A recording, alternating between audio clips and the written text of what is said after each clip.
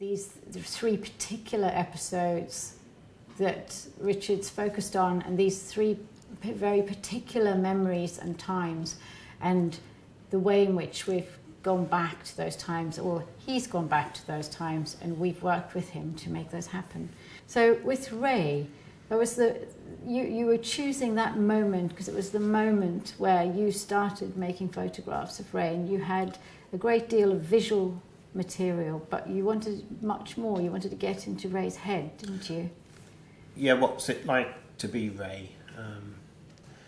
What the photographs don't show, I guess, is how somebody behaves alone in a room, unaware of being watched. They might scratch their leg more than they should, or look in the mirror more than they should. I wanted to sort of explore how somebody looks on their own. When Ray was living for those 2 years on his own in that room, he didn't wake up at 9 and have his breakfast and sort of think, right, I'll have a cup of tea now, it's 1 o'clock. He didn't have a sort of structured linear time. He would get up at whenever he was sober, he'd drink to get to sleep. It could be 3 in the morning. So I sort of wanted to convey a different sense of time, a cyclical time, if you like. In that part that we've already filmed together,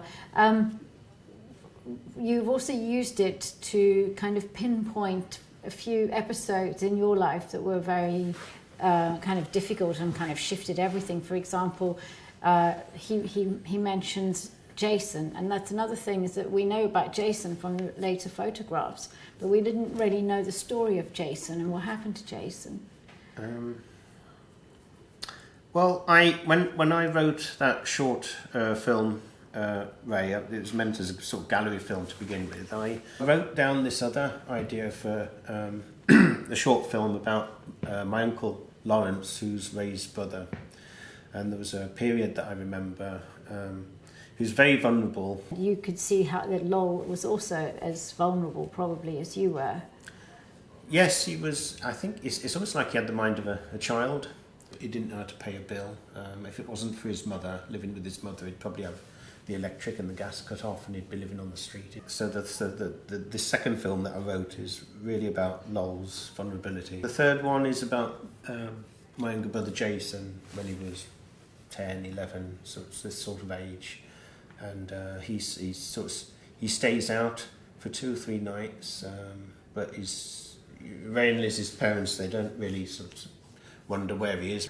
Once I'd finished, once I'd sort of completed those family Raise a Laugh photographs, I did another series of photographs of the place in which or sort of the location in which I was born and grew up in, called Cradley Heath. It's a small town in the West Midlands, post-industrial town. The part of the film with Jason in, he'll be sort of roaming around these same locations that I sort of explored in that Black Country work. An important element of the film is going back to the original places where the drama took place. So the Ray film was shot in the original tower block and on the same floor. We couldn't get the original flat, but it's a flat across the corridor. But the next short episode would be shot in the same street, in a similar terraced house to the one in which I grew up. And then the other film with Jason will be shot in the same tower block again, in the same flat. That's enough, isn't it? Well, you have a memory of space in that way, don't you? That was so important for us shooting this first part. Yeah. Was how people moved around in that tiny room, and the location of each object in the room, and the conflict between the people in the room as well. Yes, I remember very vividly the layouts of each home that I've lived in. I could draw them on a piece of paper and probably give measurements and put where the windows are. Because everything's shot in an original sort of location, we're responding to the original dynamics of the room. So we recreate a room with all its original furniture, and then it's about responding to that. In my experiences and observations of growing up during the Thatcher era, I think they're worth sharing. you know, I want to sort of put down those observations as accurately and truthfully as I can. Yeah. Sometimes when I would come back from college, I'd open Ray's door and see Ray lying there on the bed. And sometimes I would go and check his breathing. For all I know, he might be in a coma. He might not be alive. So I would go and check his breathing. And so when we shot that bit in the film where the hippie, the neighbour who makes his homebrew, walks in, I had him sort of check his breathing. It's like a baby. Yes, that's sort of a thing that I would do. When I was a kid as well, I walked into my parents' bedroom and they was sleeping. And there was all these flies, massive flies, and they were all sort of crawling upwards.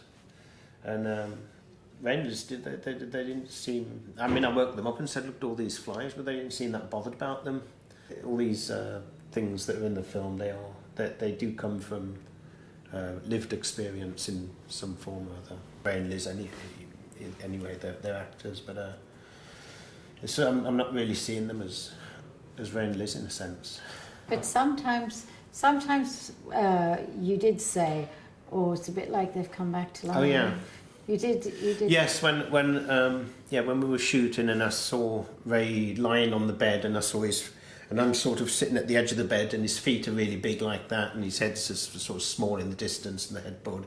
Yeah, it did remind me of when I lived with him